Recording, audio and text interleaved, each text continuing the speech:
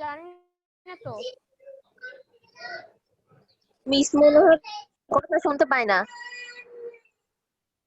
আমি তো তোদের সবার কথা শুনতে পাচ্ছি। আমি তো সালাম দিলাম। এই মুনা কি হচ্ছে ইসরাত জাহান মুনা এটা? এখানে তোর নাম রাখছে মুনা। মুনা সাহারা আক্তার। জি মিস, আসসালামু আলাইকুম। ওয়ালাইকুম সালাম। তোমরা তো ভিডিওটা অন করো। আসসালামু আলাইকুম মিস। ওয়ালাইকুম সালাম। বুশরা আনোয়ার। মিস আমাকে দেখতে পাচ্ছেন? সানজিদাকে দেখতে পাচ্ছি। আর সবারই ভিডিওটা অফ করা। সবাই ভিডিও অন করো। শুধু সানজিদার অন করা। তোমরা আমার কথা শুনতে পাচ্ছ তো? সাহারা আক্তার। শুনতে পাচ্ছি। সাহারা আক্তার, তুমি তোমার ভিডিওটা অন করো।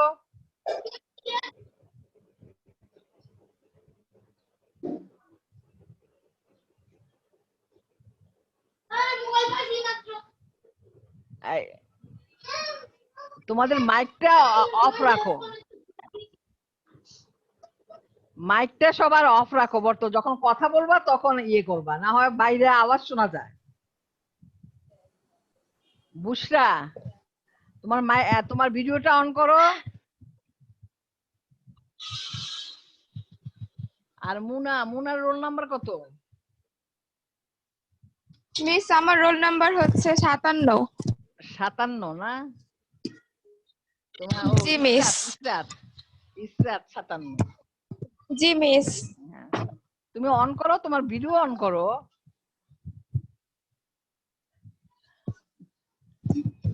কয়জন আসছে?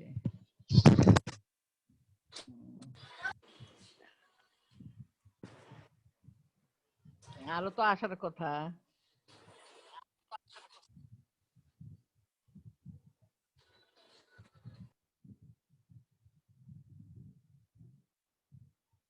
এখনো ইফতি আসে নাই। গত ক্লাসটা কিন্তু আমরা পুরোটা নিতে পাইনি, বুঝছো? আজকে যদি ধরো বিদ্যুতে কোনো সমস্যা হয়, হ্যাঁ, আমি জিবি দিয়ে ঢুকবো। তোমরা একটু ওয়েট করো, কেমন? আচ্ছা মিস। তোমরা কি আইনের কোশ্চেন গুলো সব পড়েছো? সবাই তো সুন্দর করে লিখেছো, কিন্তু পড়েছো তো সবাই? জি মিস পড়েছি। আচ্ছা, যারা আনসার গুলো লিখছো তারা মোটামুটি সবাই ভালোই লিখছো। সবাই ধরো সানজিদাও 7, মানে আমি ধরছি 8 আর কি, বুঝছো? মোট নাম্বার। হ্যাঁ, 7, বুশরা 7, মানে সবাই দেখলাম যে ভালোই লিখছো। ইফতি 7, পলি 7। পলি কি আসে না আজকে? পলি এখনো আসেনি। 7023 রোল নাম্বার। নূরজাহান 7050, ও 7 পেয়েছে। আর সাহারা আক্তার 7013, ও 7। আর ইসরাত মনে হয় মুনা হবে 57 রোল নাম্বার। 57, ও পেয়েছে 7।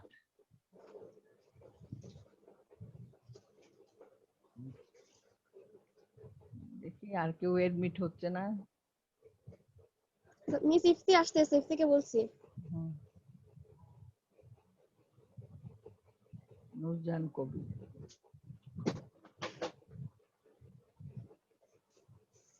মিস পলিকেও বলছি, পলি তো অ্যাক্টিভ নেই।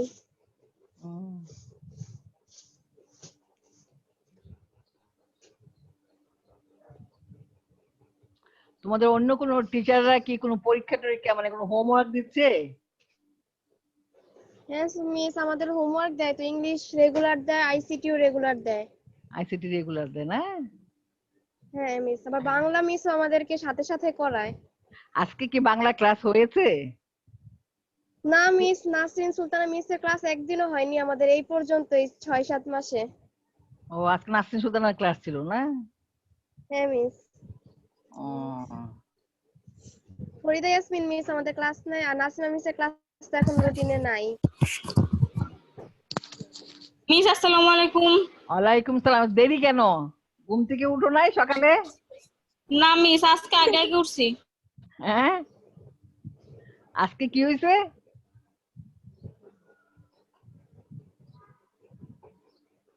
আচ্ছা তাহলে এখনো আমার মিস আসসালামু আলাইকুম মিস আমার ওই নাম্বারটা দিলেন না কিছু তোমার মিস রোল এই যে এসডব্লিউ জমা দিছিলাম মিস তোমার রোল নম্বর কত? 7050 হ্যাঁ 7050 50 তো নূরজাহান জি 7 মিস পাইছো 7। এবার সবাই জি 7 মিস 8 এর মধ্যে 7 সবাই, বুঝছো? কারণ জি মিস আসলে এই পরীক্ষা তো সবাই বাসায় বই থেকে লেখা যায়, তাই না? জি মিস এটা তো ম্যাম আপনি মুখস্থ না লেখা। আপনি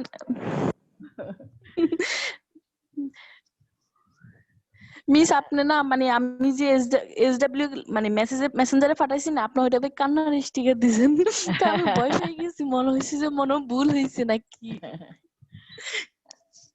আচ্ছা ঠিক আছে, তাহলে আমরা এখন শুরু করে দিই, কেমন? হ্যাঁ আমি আজকে আচ্ছা ঠিক আছে আজকে আসছে বুসরা, তো আসছে বুসরা আসো না?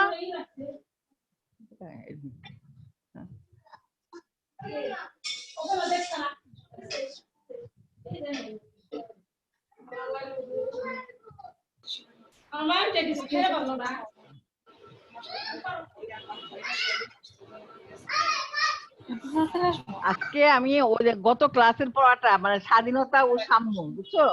ওই পড়াটা আমি গত ক্লাসে করাইতে পারি নাই, যাই হোক বৈদ্যুতিক মিস আমার গোলযোগ রোল হোক তো আর আমি প্রযুক্তিগত সমস্যার কারণে হোক, হ্যাঁ হ্যাঁ, আজকে আমি চাচ্ছি যে ওইটাই আমি শেষ করে দিই।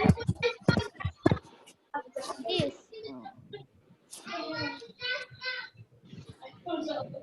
তোমাদের এবার নিজস্ব মাইক গুলো অফ করে ফেলো, হ্যাঁ, না হয় বাইরের কথা শোনা যায়।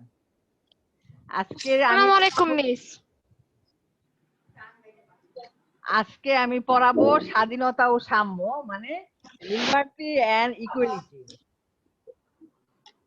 এই চ্যাপ্টারটা মানে স্বাধীনতা ও সাম্য পড়ার পরে আমরা যা যা শিখতে পারবো তা হচ্ছে স্বাধীনতা কি বা বলতে কি বুঝো, স্বাধীনতার বিভিন্ন রূপ, স্বাধীনতার রক্ষা কবচ, সাম্যের সংজ্ঞা, সাম্যের শ্রেণী বিভাগ।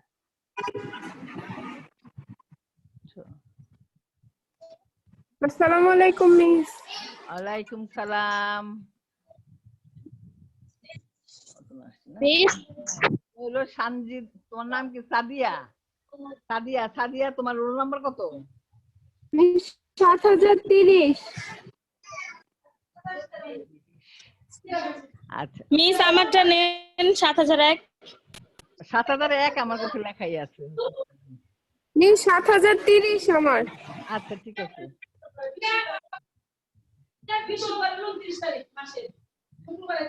এই তোমাদের কার যেন মানে মাইকে কথা শোনা যাচ্ছে, বাইরে ঘরের কথা, বুঝছো তো? সবাই মাইকটা বন্ধ করে রাখো, হ্যাঁ, মোনা মিউট তোমার করে রাখো মাইক্রোফোনটা সবাই। আনমিউট করে রাখো।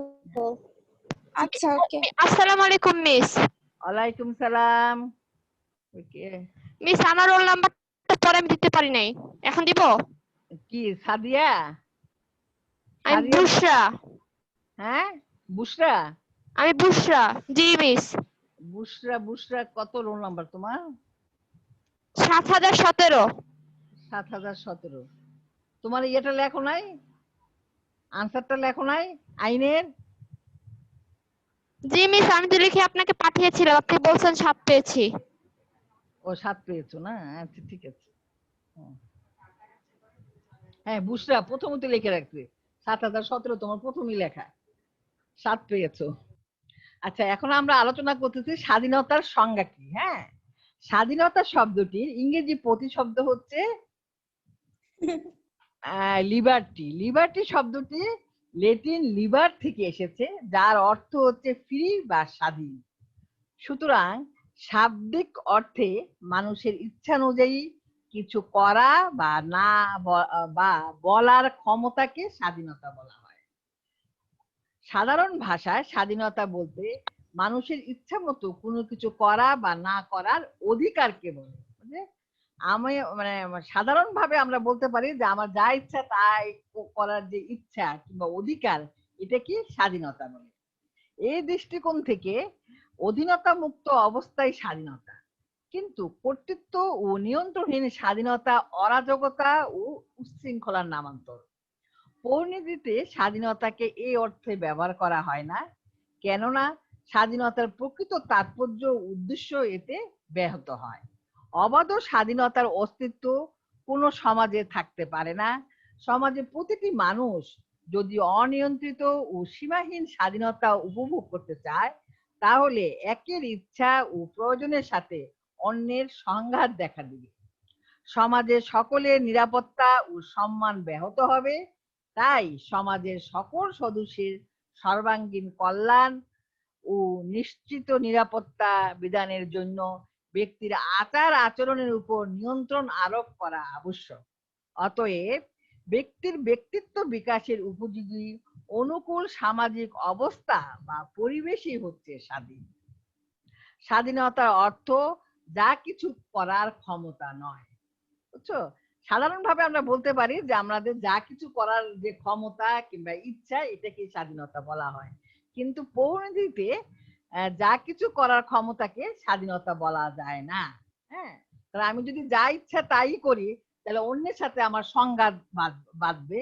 হ্যাঁ, তাহলে কখনো আমরা ওই স্বাধীনতা ভোগ করতে পারবো না। আর এই কারণে আমাদের কিছু নিয়মের সম্মুখীন হতে হবে এবং কিছু নিয়মের মধ্য দিয়ে আমাদের স্বাধীনতাটা ভোগ করতে হবে। তারপরে আসতেছে স্বাধীনতার বিভিন্ন রূপ।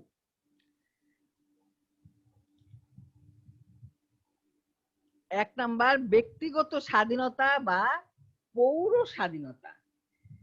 ব্যক্তিগত স্বাধীনতা বলতে বোঝায় যেসব সুযোগ সুবিধা ভোগ করে ব্যক্তি তার ব্যক্তিত্বের পূর্ণাঙ্গ বিকাশ ঘটাতে পারে, তাকে ব্যক্তিগত বা পৌর স্বাধীনতা বলে। হ্যাঁ, এই স্বাধীনতা ব্যক্তিগত সুখ স্বাচ্ছন্দ্যের জন্য ব্যক্তির বাহ্যিক কিছু আচরণের উপর এক ধরনের নিয়ন্ত্রণ বিহীনতা, যেমন ইচ্ছামতো রাষ্ট্রীয় ভূখণ্ডে চলাফেরার অধিকার, নিজ নিজ ধর্ম পালনের অধিকার, সম্পত্তি ভোগের অধিকার। হ্যাঁ, ব্যক্তিগত স্বাধীনতার মধ্যে এগুলা পড়ে। যেমন ধরো, আমি ইচ্ছা মতো আমার এই বাংলাদেশের রাষ্ট্রীয় ভূখণ্ড যতটুকু আছে অতটুকু যেখানে ইচ্ছা সেখানেই আমি চলাফেরা করতে পারবো এবং আমি বসবাসও করতে পারবো। হ্যাঁ, এবং আমার ইচ্ছা মতো আমি যে কোনো একটা ধর্ম অবলম্বন করতে পারবো এবং সম্পত্তি ভোগের, আমি সম্পত্তি কিনতেও পারবো এবং তা ভোগ করার যে অধিকার, সেটাই হচ্ছে ব্যক্তিগত অধিকার। তারপরে আসতেছে 2 নাম্বার, প্রাকৃতিক স্বাধীনতা। রাষ্ট্র সৃষ্টির পূর্বে মানুষ প্রকৃতির রাজ্যে যে স্বাধীনতা উপভোগ করত তাকে স্বাভাবিক স্বাধীনতা বলা হয়।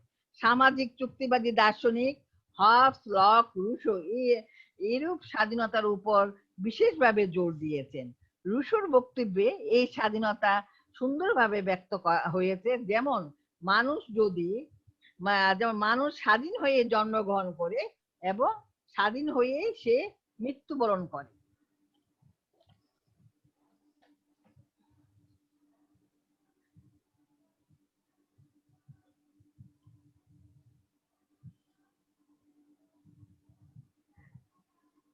মানুষ স্বাধীন হয়ে জন্মগ্রহণ করে, কিন্তু সর্বত্র সে শৃঙ্খলাবদ্ধ। হ্যাঁ, নৈরাজ্যবাদী দার্শনিকগণ রাষ্ট্রীয় ব্যবস্থার বিলোপ সাধনের মাধ্যমে এইরূপ স্বাধীনতা প্রতিষ্ঠা করতে চেয়েছেন। মানে হচ্ছে, আমরা যখন সামাজিক রাজ্যে ছিলাম কিংবা সমাজ সৃষ্টির পরে বলা হয় যে মানুষ তখন প্রাকৃতিক রাজ্যে ছিল এবং প্রাকৃতিক রাজ্যে মানুষের ইচ্ছা মতো স্বাধীনতা ভোগ করতে পারত।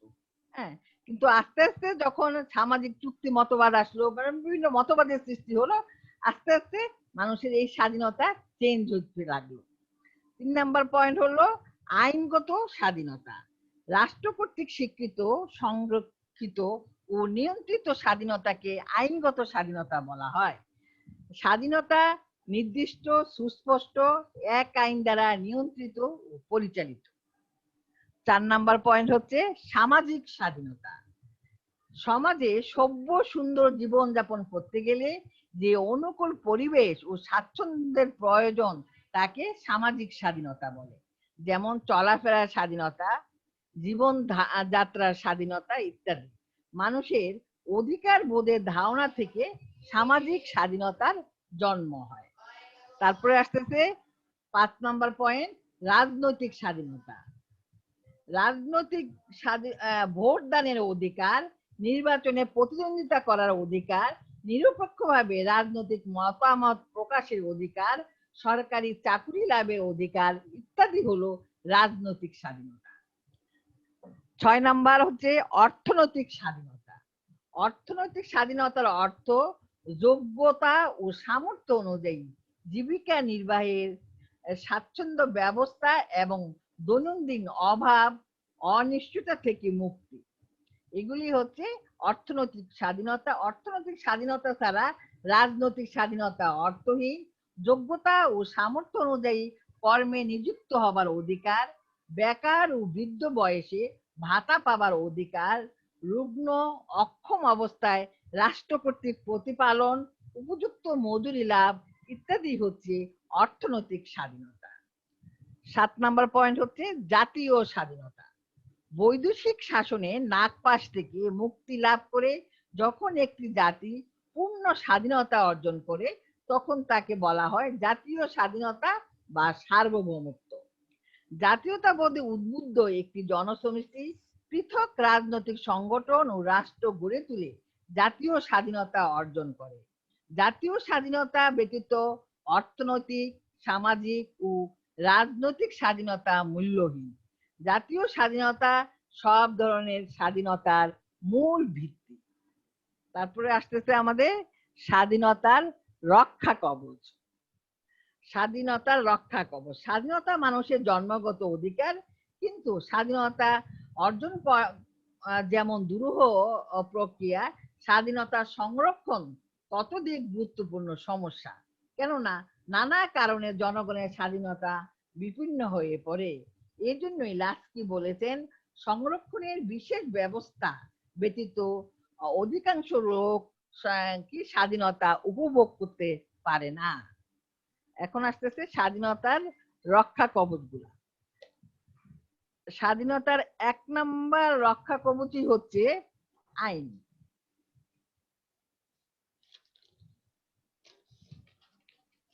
আইন আইন হচ্ছে স্বাধীনতার 1 নম্বর রক্ষা কবচ।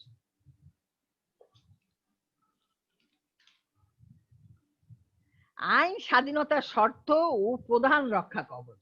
আইন স্বাধীনতা ভোগের পরিবেশ সৃষ্টি করে স্বাধীনতাকে সবার জন্য উন্মুক্ত করে তোলে। রাষ্ট্র আইনের সাহায্যে মানুষের অবাধ স্বাধীনতাকে নিয়ন্ত্রণ করে। আইন আছে বলে স্বাধীনতা সকলের নিকট সমভাবে উপভোগ্য হয়ে ওঠে। বুঝছো? মানে আইন ছাড়া স্বাধীনতা অর্থহীন হয়ে পড়ে। 2 নম্বর হচ্ছে সংবিধানে মৌলিক অধিকারের সমাবেশ। নাগরিকদের মৌলিক অধিকার সমূহ সংবিধানে সুস্পষ্টভাবে লিপিবদ্ধ থাকলে সেগুলো সম্পর্কে সন্দেহ বা দ্বন্দ্বের অবকাশ থাকে না। মৌলিক অধিকারগুলো সংবিধানে লিপিবদ্ধ থাকলে সেগুলো সাংবিধানিক আইনের মর্যাদা লাভ করে। সরকার বা অন্য কোনো কর্তৃপক্ষ এসব মৌলিক অধিকার লঙ্ঘন বা ভঙ্গ করলে জনগণ সাংবিধানিক উপায়ে নিজেদের অধিকার আদায়ে সচেষ্ট হতে পারে। 3 নম্বর দায়িত্বশীল শাসন ব্যবস্থা। দায়িত্বশীল শাসন ব্যবস্থা স্বাধীনতার অন্যতম রক্ষা কবচ।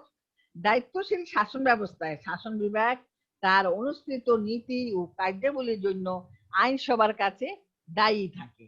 ফলে সরকার স্বৈরাচারী হয়ে অধিকার ও ব্যক্তি স্বাধীনতা বিরোধী কাজে লিপ্ত হতে সাহসী হয় না। সুতরাং জবাবদিহিমূলক বা দায়িত্বশীল শাসন ব্যবস্থা স্বাধীনতার অন্যতম রক্ষা কবচ। 4 নাম্বার হচ্ছে প্রত্যক্ষ গণতান্ত্রিক পদ্ধতি। গণভোট, গণ উদ্যোগ, পদচ্যুতি প্রভৃতি প্রত্যক্ষ গণতান্ত্রিক পদ্ধতি সমূহ স্বাধীনতার গুরুত্বপূর্ণ রক্ষা কবচ। প্রত্যক্ষ গণতান্ত্রিক পদ্ধতি সমূহ প্রয়োগের মাধ্যমে জনগণ নিজেদের অধিকার সংরক্ষণ করে এবং শাসক গোষ্ঠীর স্বৈরাচারিতা প্রতিরোধ করে। প্রত্যক্ষ গণতান্ত্রিক পদ্ধতি জনগণের স্বাধীনতাকে অর্থবহ করে তোলে। 5 নম্বর আইনের অনুশাসন। স্বাধীনতা সংরক্ষণে আইনের অনুশাসনের গুরুত্ব অপরিসীম। আইনের অনুশাসন বলতে বোঝায় আইনের দৃষ্টিতে সমতা, অর্থাৎ জাতি, ধর্ম, বর্ণ নির্বিশেষে সব মানুষই আইনের দৃষ্টিতে সমান। আইনের আশ্রয় গ্রহণের সুযোগ, শুনানি ব্যতীত কারো বিরুদ্ধে শাস্তি বা ক্ষতিকর ব্যবস্থা গ্রহণ না করা। যে সমাজে আইনের শাসন কার্যকর থাকে, স্বাধীনতা সেখানে উচ্চ পূর্ণ মাত্রায় বিরাজ করে। তারপর 6 নম্বর পয়েন্ট হচ্ছে ক্ষমতা স্বতন্ত্রীকরণ নীতি। কোন একক কর্তৃপক্ষের উপর আইন প্রণয়ন, শাসন পরিচালনা ও বিচার বিভাগীয় ক্ষমতা অর্পিত হলে ব্যক্তি স্বাধীনতার অস্তিত্ব বিপন্ন হয়ে পড়ে। এ কারণে ব্যক্তি স্বাধীনতা সংরক্ষণের জন্য এবং শাসন ব্যবস্থা নিয়ন্ত্রণ ও ভারসাম্য রক্ষা করার জন্য সরকারের 3টি বিভাগের দায়িত্ব পৃথক ও স্বতন্ত্রভাবে অর্পিত হওয়া উচিত। প্রখ্যাত দার্শনিক মন্টেস্কো ব্যক্তি স্বাধীনতা সংরক্ষণের জন্য ক্ষমতা স্বতন্ত্রীকরণ নীতিকে শ্রেষ্ঠ রক্ষা কবচ বলে বর্ণনা করেছেন। তার মতে আইন প্রণয়ন ও শাসন পরিচালনার ক্ষমতা যখন কেন্দ্রীভূত হয় তখন স্বাধীনতা নষ্ট হয়। এর সাথে বিচার বিভাগের ক্ষমতা সংযুক্ত হলে বিচারের বাণী নিভৃতে কাটে। 7 নম্বর পয়েন্ট হচ্ছে বিচার বিভাগীয় স্বাধীনতা। বিচার বিভাগকে যদি নিরপেক্ষ ও স্বাধীন করে গড়ে তোলা যায় তাহলে ব্যক্তি স্বাধীনতাকে স্বেচ্ছাচারিতার লোভ আগ্রাসন থেকে মুক্ত করা সম্ভব। গণতান্ত্রিক রাষ্ট্রে বিচার বিভাগ আইনের বৈধতা নির্ণয় করে এবং শাসন বিভাগ ও অন্যান্য কর্তৃপক্ষের কাজ কতখানি সংবিধান সম্মত তা যাচাই করে। সুতরাং বিচার বিভাগকে শাসন ও আইন বিভাগে নিয়ন্ত্রণ থেকে অবশ্যই মুক্ত রাখতে হবে। তারপরে আসতেছে ক্ষমতার বিকেন্দ্রীকরণ। রাষ্ট্রের শাসন ক্ষমতা কেন্দ্রের উপর এককভাবে বা চূড়ান্তভাবে ন্যস্ত না করে স্থানীয় স্বায়ত্তশাসিত সংস্থা বা বিভিন্ন পেশাগত ও কার্যভিত্তিক গোষ্ঠীর উপর অর্পণ করতে হবে। রাষ্ট্রীয় ক্ষমতার বিকেন্দ্রীকরণ করা হলে কেন্দ্রীয় সরকার এককভাবে স্বেচ্ছাচারী ক্ষমতা প্রয়োগ করতে পারে না, তবে স্বাধীনতা নিশ্চিত হয়। অধ্যাপক লাস্কি বলেছেন যে রাষ্ট্রে কেন্দ্রীয় কর্তৃপক্ষের হাতে ক্ষমতা অতিমাত্রায় পুঞ্জীভূত সেখানে কোনো প্রকার স্বাধীনতা থাকতে পারে না। 9 নম্বর হচ্ছে সাম্য। সাম্য ও স্বাধীনতা একে অপরের সহায়ক ও পরিপূরক। স্বাধীনতা ভোগ করতে চাইলে সাম্য প্রতিষ্ঠা করতে হবে।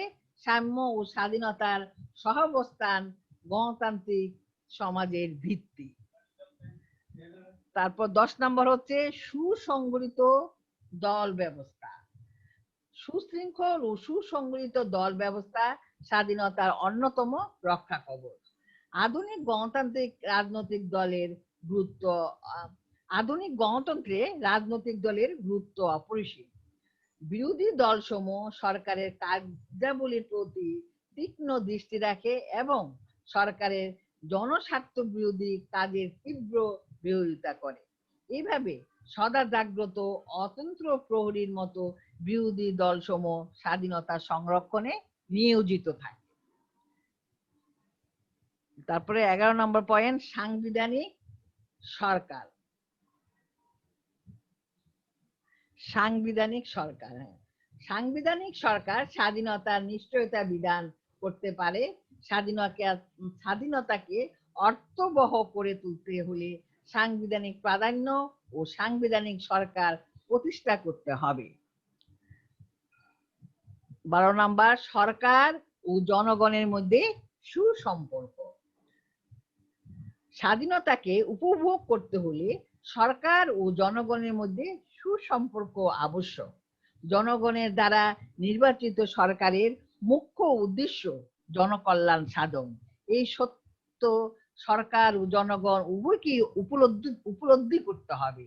যদি উভয় পক্ষের মধ্যে সুসম্পর্ক, সহযোগিতা ও সম্প্রীতি বিরাজ না করে তবে স্বাধীনতা ব্যাহত হতে বাধ্য। তারপরে আসতেছে শোষণমুক্ত সামাজিক কাঠামো। শোষণমুক্ত সামাজিক কাঠামো গড়ে তুলতে হবে। শোষণমুক্ত সমাজে ন্যায় বিচার প্রতিষ্ঠার কি উদ্যোগের মাধ্যমে স্বাধীনতা সংরক্ষণ সম্ভব।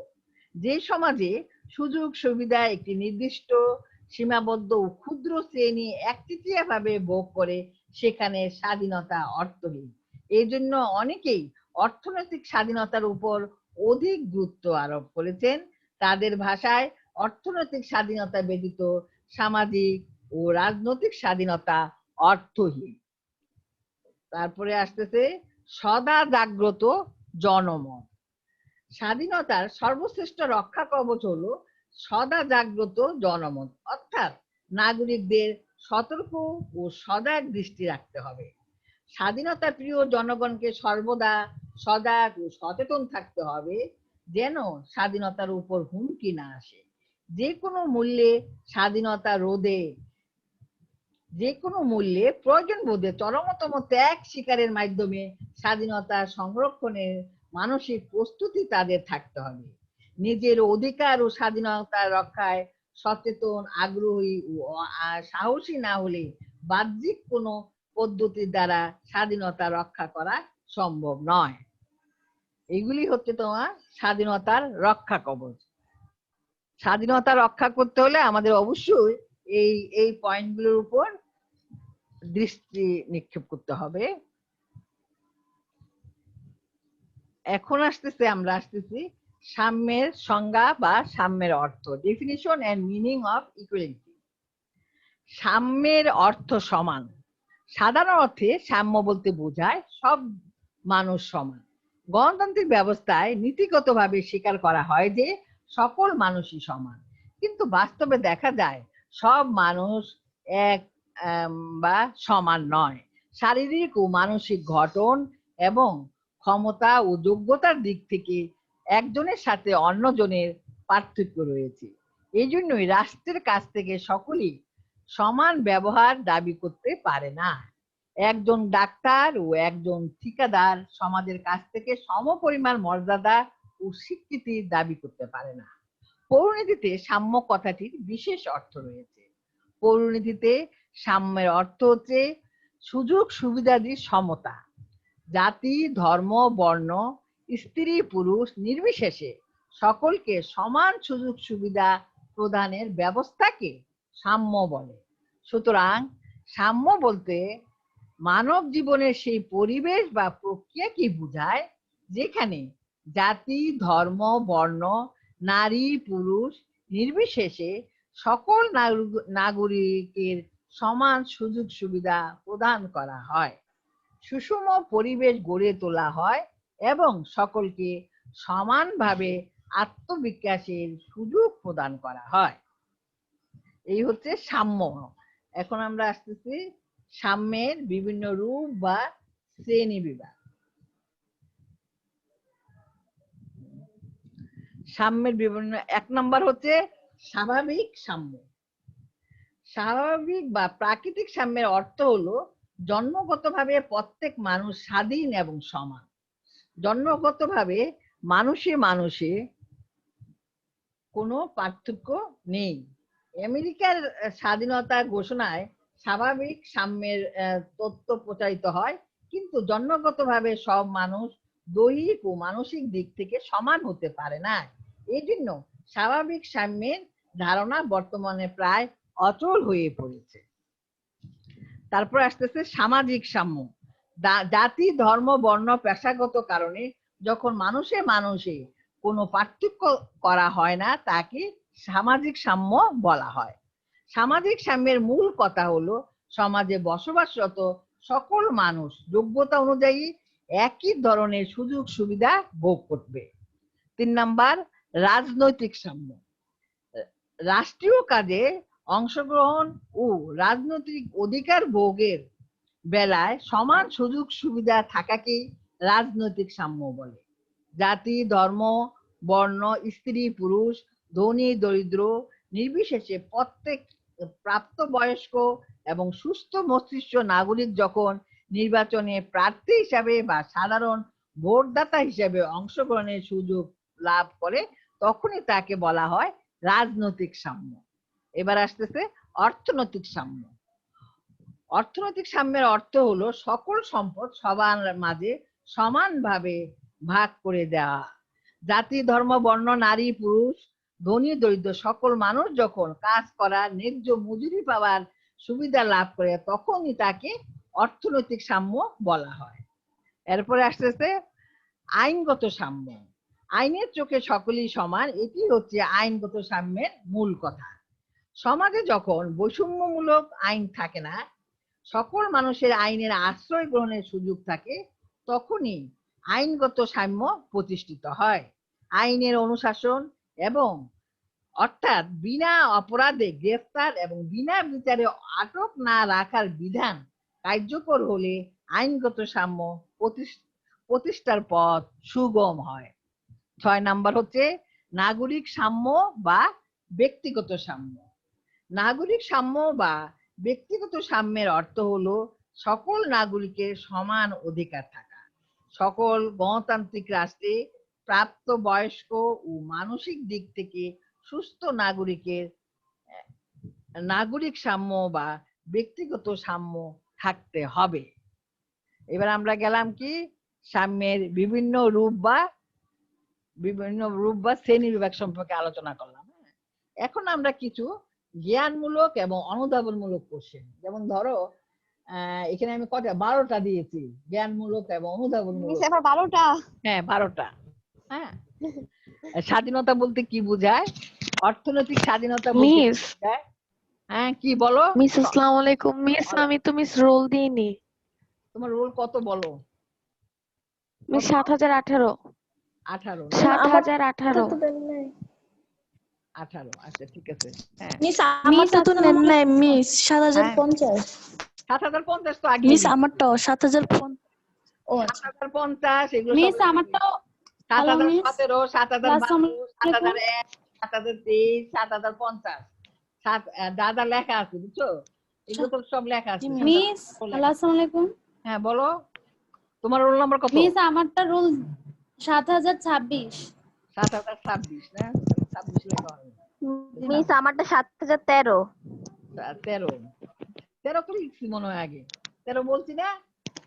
13 তো লিখছি। সাহারা মিস একটা, বললেন না তো। সাহারা একটা 7013 হলে বলছি দুটা। বুঝছো? আচ্ছা আমার কোশ্চেন গুলো দেখো। সামাজিক স্বাধীনতা বলতে কি বুঝো? 2 নাম্বার। 3 নাম্বার অর্থনৈতিক স্বাধীনতা বলতে কি বুঝো? 4 নাম্বার জাতীয় স্বাধীনতা বলতে কি বুঝো? 5 নাম্বার ব্যক্তিগত স্বাধীনতা বলতে কি বুঝো? 6 নাম্বার রাজনৈতিক স্বাধীনতা বলতে কি বুঝো? 7 নাম্বার স্বাধীনতার একটি রক্ষা কবচের বর্ণনা করো। 8 নাম্বার রাজনৈতিক সাম্য কি? 9 নাম্বার শুধু সাম্য কি? আর 10 নাম্বার অর্থনৈতিক সাম্য কি? 11 নাম্বার সাম্যের সাথে স্বাধীনতার সম্পর্ক কি রূপ? আর 12 নাম্বার হচ্ছে সাম্য ব্যতীত স্বাধীনতা অর্থহীন কেন? মানে বুঝিয়ে লিখো আর কি।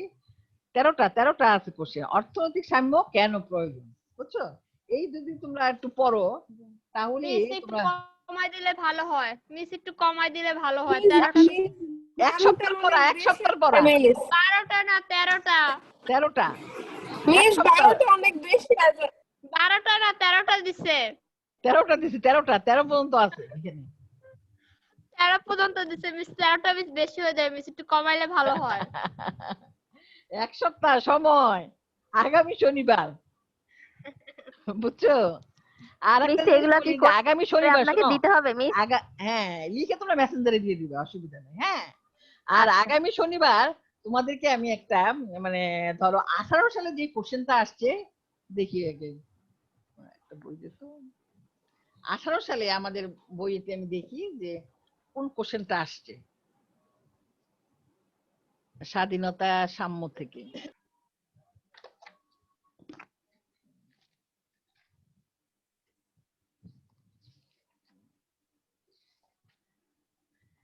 তোমরা একটু খেয়াল করো। 18 সালে দেখো যে একটা কোশ্চেন আসছে মানে 177 পাতায়। 127 পাতায় দেখো, 127 পাতায়। তোমাদের কাছে বই আছে? হ্যাঁ মিস আছে, জি, miss। পাইছি হ্যাঁ, মিস। 127 পাতায় দেখো এই যে চ জনগোষ্ঠী একই ভূখণ্ড ভাষায় পাইছো না এই কোশ্চেনটা হ্যাঁ মিস বুঝছো? পাইছি। 2018 সালে আসছে, খুবই ইম্পর্টেন্ট হ্যাঁ তোমাদের জন্য। সেহেতু এই কোশ্চেনটা তোমরা পড়ে আসবা, পড়বা, আমি তোমাদেরকে জাস্ট লিখতে দিব, বুঝছো? ভিডিও অন করে লিখবা, তোমরা কিন্তু পড়ে আসবা সবাই। ওরে বাবা, আচ্ছা মিস। আচ্ছা লেখাপড়া করতে হবে না, বুঝছো? বেশ। এই তো মিস হ্যাঁ। ডিজিটাল যুগ মিস, আর বুঝতে শুধু হবে আমি সব। জ্ঞানমূলক অনুধাবনমূলক কোশ্চেন গুলো দিতেছি যাতে তোমাদের পুরো চ্যাপ্টারটা সম্পর্কে একটা সাধারণ ধারণা আসে, বুঝছো? হ্যাঁ, হ্যাঁ কারণ মিস অনেক ভালো হয়েছে এরকম ভাবে হ্যাঁ, পড়ানোতে। আর সঙ্গে তোমাদের দুই একটা কোশ্চেন এখন পড়ানো শুরু করে দিব, হ্যাঁ, কারণ আমাদের তো এপ্রিল মাসে তোমাদের আচ্ছা মিস। পরীক্ষা, এর আগে ভ্যাকসিনও বের হয়ে যাবে, আর ইনশাআল্লাহ আমরা পরীক্ষা দিতেই হবে আমাদের, তাই না? আমাদের কি নভেম্বরে পরীক্ষা দিব পরীক্ষা হবে? আমরা। হ্যাঁ, আমাদের ডিসেম্বরের যদি আমরা অনলাইনের মাধ্যমে বিভিন্ন পরীক্ষা, ছোট ছোট পরীক্ষা, কিংবা স্যার যদি বলে ধরো বড় কোশ্চেনও আমরা দিতে পারি, 40 মিনিট একটা কোশ্চেন লেখলা, দুটা কোশ্চেন লেখলা, 3-4 দিনে, হ্যাঁ, স্যার যেভাবে আমাদের প্রিন্সিপাল স্যার যেভাবে ইনস্ট্রাকশন দিবে আমরা এইভাবে একটা পরীক্ষা নিয়ে ও নিব। মিস পরীক্ষা হবে ডিসেম্বরে? মিস কিন্তু আমাদের খাতায় কি আমরা লিখবো মিস? হ্যাঁ হ্যাঁ, বলো, কথা আমাদের বলতাম না। খাতায় কি আমরা লিখবো? তোমাদের খাতায় লিখে মেসেঞ্জারে পাঠাই দিবে, আর কিছু না। পরীক্ষা তো এখন ওইভাবেই হইতেছে সব জায়গায়, তাই না? পরীক্ষা কবে হবে? হ্যাঁ, সব জায়গায় এখন সব জায়গায় এইভাবেই পরীক্ষা হচ্ছে। হ্যাঁ, লেখাপড়া তো বন্ধ করে রাখা যাবে না করোনার জন্য, আমাদেরকে পড়াশোনা করতে হবে। হ্যাঁ, তাহলে 18 নাম্বার মানে 18 সালের কোশ্চেনটা তোমরা একদম ভালো করে পড়ে আসবা, একেবারে 3 নাম্বার গ নাম্বার, হ্যাঁ, গহ নাম্বার, সবটা পুরো কোশ্চেন 10 নাম্বারের কোশ্চেনটা তোমরা আমার কাছে বসে লিখবা ভিডিও অন করে, ঠিক আছে? আচ্ছা মিস। তাহলে আজকে আর আচ্ছা মিস। আর যে জ্ঞানমূলক অনুধাবনমূলক কোশ্চেন গুলো মেসেঞ্জারে দিবা। আর মানে আগামী শনিবার দিন আমরা যে 18 সালের কোশ্চেনটা যে তোমরা লিখবা, লিখে তোমরা মেসেঞ্জারে দিয়ে দিবে। তাহলে আজকের জন্য এখানেই শেষ করছি আমাদের ক্লাস। হ্যাঁ, মিস আগামী শনিবার দেখা হবে।